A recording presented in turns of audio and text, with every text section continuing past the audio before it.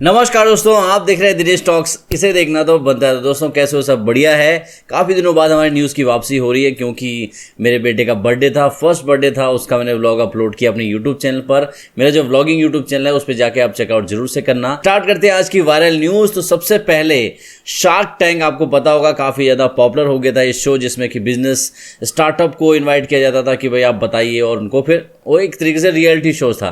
तो उसमें एक जो जज थे, शार्क बोला जाता है उनको, असनीर ग्रोवर, वो भारत पे के को फाउंडर भी रह चुके हैं। तो उन्होंने बात बोली है कि शार्क टैंक जो शो था उस पर उनको कई लोगों ने आर्टिकल लिखे कि 10 लाख रुपए पर एपिसोड मिलते थे, लेकिन सच्चाई उन्होंने बताई कि उनको कुछ भी पैसे नहीं मिले। इवन उनको बोला गया कि आप अच्छा खासा पैसा कमा रहे हो, आपकी अच्छी खासी कंपनी चल रही है, तो आप 10 करोड़ रुपए जो है यहाँ पर लगाइए, इस शो पे लगाइए, और रात दिन हमको एक बाउंडेड लेबर की तरह हावर टू आवर काम करना पड़ता था, घंटों घंटों काम करना पड़ता था। समझ रहे हो, रियलिटी शो की रियलिटी उन्होंने बता दी। दोस्तों ये वाली खबर आपको चौंका देगी कि भाई स्मार्ट वर्क का क्या मतलब एक तरीके से एग्जांपल होता है। बेंगलोर जैसी जगह में ये खबर है, बेंगलोर की, और वहां पर क्या है कि एक किसी कस्टमर ने स्विगी से ऑर्डर किया एक कॉफी का, और जो ऑर्डर जो है जिसने पिक किया था स्विगी की तरफ से, जो स्विगी गाय था उसने पिक किया, सब कुछ सही चल रहा था, लेकिन उसने उसके बाद कमाल किया कि उसको बहुत ज्यादा आलस आ रहा था और उसको जो डिलीवरी करने नहीं जाना था। तो उसने क्या किया, एक दूसरी एप्लीकेशन डुंजो का यूज किया, और वो जो ऑर्डर था कॉफी वाला वो कस्टमर तक पहुंचाया। मतलब खुद नहीं गया वहां पे, और बाद में कस्टमर को कह दिया कि सर 5 स्टार रेटिंग दे देना।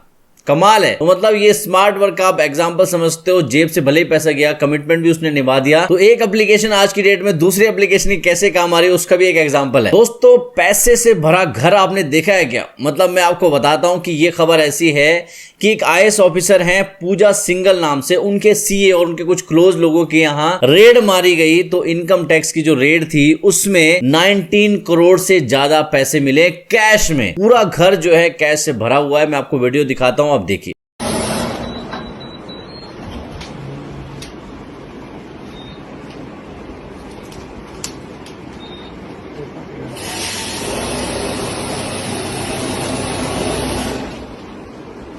और ये जो आईएएस हैं पूजा सिंगल और इनके जो करीबी जिनके अगर कैश मिला है, ये झारखंड की घटना है। और मैं आपको बता देता हूं कि ये मनरेगा में जो घोटालेबाजी हुई है पैसों को लेकर के, जो पैसों की हेरा फेरी चल रही है उसको लेकर के जांच चल रही थी, जहां पर ये रेड में 19 करोड़ रुपए घर पे मिले हैं। दोस्तों आपको याद होगा सीए एनआरसी को लेकर के कितने ज्यादा प्रोटेस्ट हुए थे देश भर के अंदर, और अभी क्या है उसके बारे में खबर ये आ रही है कि जो सीए कानून है, सिटीजन अमेंडमेंट एक्ट जो है, जिसको लेकर के अमित शाह जो कि गृह मंत्री हैं, उन्होंने ये कहा है कि हम उसको भूले नहीं है। कोविड जो है खत्म हो जाएगा, पेंडेमिक खत्म हो जाएगा, उसके बाद हम लोग सीए को लाएंगे, यानी वो कंफर्म है कि वो लाने वाले हैं। तो इसके बारे में आप क्या सोचते हो कमेंट में जरूर बताना। दोस्तों WHO यानी वर्ल्ड हेल्थ ऑर्गेनाइजेशन जो है, जिन्होंने कोविड से रिलेटेड जो आंकड़े सरकार की तरफ से दिए गए थे, भारत सरकार की तरफ से लगभग 5.23 लाख मौतों का आंकड़ा दिया गया था कि कोविड में इतनी मौतें हुई है इंडिया में। लेकिन WHO ने रिजेक्ट कर दिया। उसने कहा कि इंडिया के पास जो है प्रॉपर सिस्टम नहीं है, उसने ठीक से डेथ को कैलकुलेट किया होगा,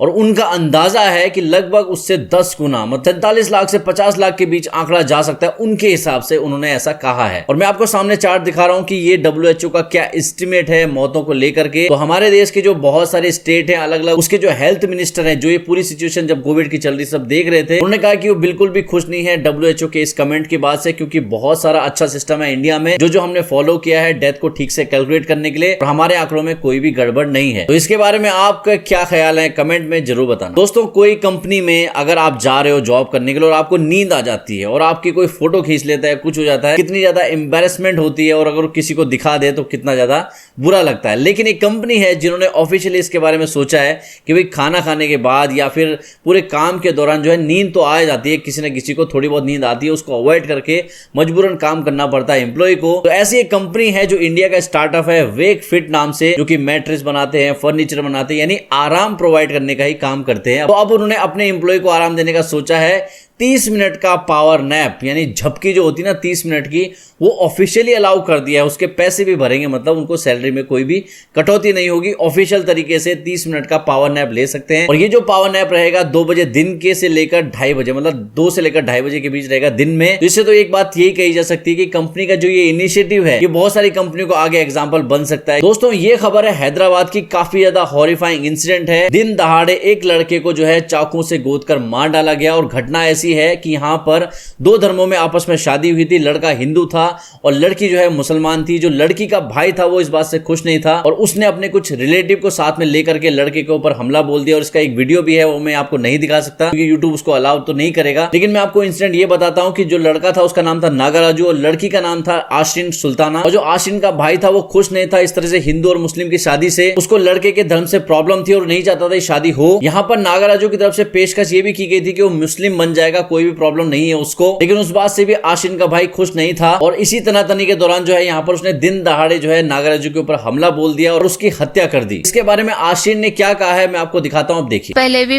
राजू मेरे भाई से बात कर रहे थे सर, 2-3 आवर्स बात कर रहे हो ना, और बहुत समझाए कि मैं मुस्लिम बनूंगा और मुझसे शादी करूंगा, कभी भी मतलब कुछ भी प्रॉब्लम नहीं आएगी, मैं अच्छा देख लूंगा। बहुत समझाए लेकिन मेरे भाई नहीं माने सर। वो लोग मेरे राजू को ना बाइक पे से ऐसा धक्का दिए। वो लोग आके ना मेरे राजू को नीचे डाल दे के 2 बार राड लेके मारे। उतने में ही मैं क्यों मार रहे राजू को, बल्कि मैं बोली मेरे राजू को ओनली सर पे ही मारते गए, मतलब सर में से बहुत ब्लड गया।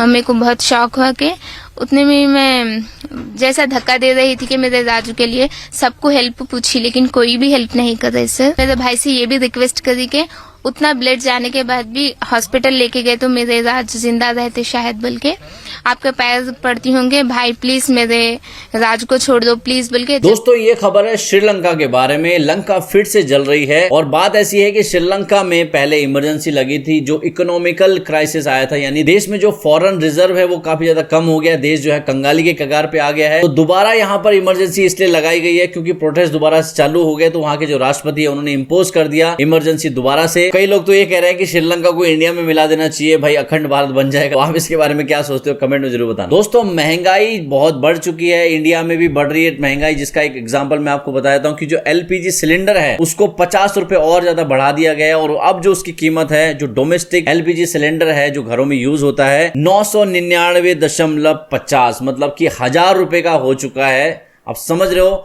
किस हिसाब से महंगाई को ग्रो होते हुए देख रहे हैं हम लोग। और लगभग पिछले 1 साल से 200 रुपए का जंप आया ये पूरी प्राइसेस में और धीरे धीरे बढ़ रहा है। और जिस हिसाब से ऑयल प्राइसेस भी बढ़ रहे हैं, बाकी चीजों में बढ़ रहे हैं, तो अभी इस चीज को कंट्रोल करने के लिए सरकार को कोई बहुत बड़ा कदम उठाना पड़ेगा। दोस्तों ये घटना मैं आपको जो बताने वाला हूँ ये आपको चौंका देगी। दरअसल यहाँ पर एक महिला के मर्डर के इल्जाम में उसका जो पति है वो जेल की सजा काट रहा था, लेकिन वो औरत जो है वो जिंदा पाई गई दूसरे शहर में और पति उसका जेल में है उसके हत्या के इल्जाम में। ये घटना दरअसल बिहार की है, मोतिहारी की है। तो यहाँ पर एक मैरिड कपल था, 2016 की घटना, उनकी शादी हुई थी। लेकिन अभी हाल ही में 19 अप्रैल को महिला गायब हो जाती है घर से। जो महिला के घर वाले हैं वो पुलिस में जाकर के शिकायत दर्ज कराते हैं कि दहेज उत्पीड़न हुआ है और हत्या का मामला दर्ज किया जाए, हमारी बेटी गायब है, यानी इन्होंने मार दिया ससुराल वालों ने। और पुलिस जो है केस दर्ज भी कर लेती है हत्या का उसके पति के खिलाफ, उसको जेल में भी डाल देती है। लेकिन बाद में जब पुलिस उसके मोबाइल की लोकेशन के आधार पर जांच करती है और आगे जांच करती है तो पता चलता है जो महिला है वो अपने प्रेमी के साथ जलंधर में है, वहां से उसको वापस लाया जा चुका है और उसका जो पति है उसको अभी छोड़ दिया गया। दोस्तों ये घटना ऐसा है कि दिल्ली राइट हुए थे 2020 में और एक काफी बड़े राइट्स हुए थे जिसमें सीए और एनआरसी प्रोटेस्ट चल रहे थे। तो यहाँ पर आम आदमी के जो पूर्व पार्षद हैं ताहिर हुसैन, उनके ऊपर इल्जाम आया था कि उन्होंने जो है दंगा भड़काया, दंगे में पार्टिसिपेट किया। लेकिन अभी दिल्ली कोर्ट की तरफ से ऑब्जर्वेशन आ चुका है, उन्होंने आरोप तय कर दिए हैं ताहिर हुसैन के ऊपर, उसके अलावा और जो उनके साथी थे उनके ऊपर। तो यहाँ पर दिल्ली कोर्ट ने ताहिर हुसैन के बारे में ये कहा है कि वो मुख्य साजिशकर्ता के साथ साथ एक्टिवली राइट में पार्टिसिपेट भी कर रहे थे, मतलब उन्होंने जमा करके रखे थे पेट्रोल बम, पत्थर वत्थर जो है छत के ऊपर जमा किए थे, सब लोगों को जोड़ा था उन्होंने। तो साजिश के अलावा जो है एक्टिवली पार्टिसिपेट भी कर रहे थे। और वीडियो पसंद आने पे लाइक जरूर कर दीजिए, कमेंट जरूर कर दीजिए। अगर आप वीडियो देख रहे हैं तो कमेंट करके आप हाजिरी भी लगा सकते हैं, अटेंडेंस लग जाती है, हमें पता चलता है